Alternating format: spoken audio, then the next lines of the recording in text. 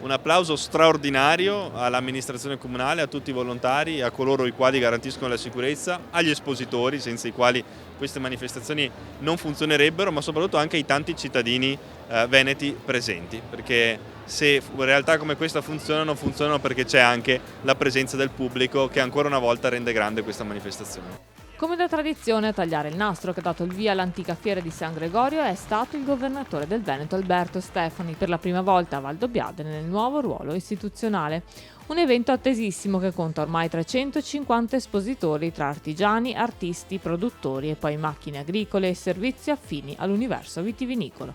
È anche questa un'edizione all'insegna della collaborazione tra tutti quanti, le associazioni categorie agricole, cia Coldiretti Confagricoltura, Confartigianato, il mondo produttivo, insomma, il mondo economico e le istituzioni pubbliche.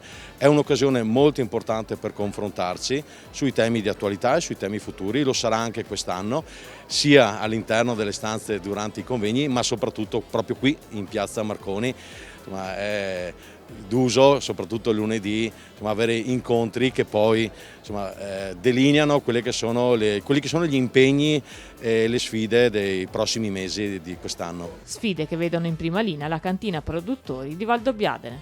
Abbiamo appena messo a terra un progetto che va a prendere, a gestire direttamente tutte quelle situazioni, quei vigneti di collina che per varie mancanza di cambio generazionale vanno in difficoltà. L'abbiamo messo a terra in questi giorni, crediamo fortemente in questo territorio e nella bellezza e nelle colline di questo territorio. Dobbiamo tutti assieme fare qualcosa per mantenerlo così. Un evento che celebra la tradizione agricola delle colline, mettendo in primo piano il Valdobbiadene di OCG, ma valorizzando anche tutta la costellazione di eccellenze prodotte dal territorio. Il territorio del Valdobbiadene è anche il secondo comprensorio malghivo della provincia di Treviso. Dopo il Grappa qui abbiamo il numero più sostanzioso di malghe, quindi cercheremo di valorizzare anche altri prodotti tipici al di là del Prosecco, che è il Valdobbiadene di OCG, che comunque ha già la sua strada, dei salumi fatti con la PPL, ma comunque ci sarà in serbo qualcosa per il prossimo anno. Tra i partner dell'antica fiera di San Gregorio, come di consueto, anche Banca Prealpi San Biagio. La banca poi nel tempo si è strutturata con l'ufficio agricoltura già da diversi anni, seguiamo appunto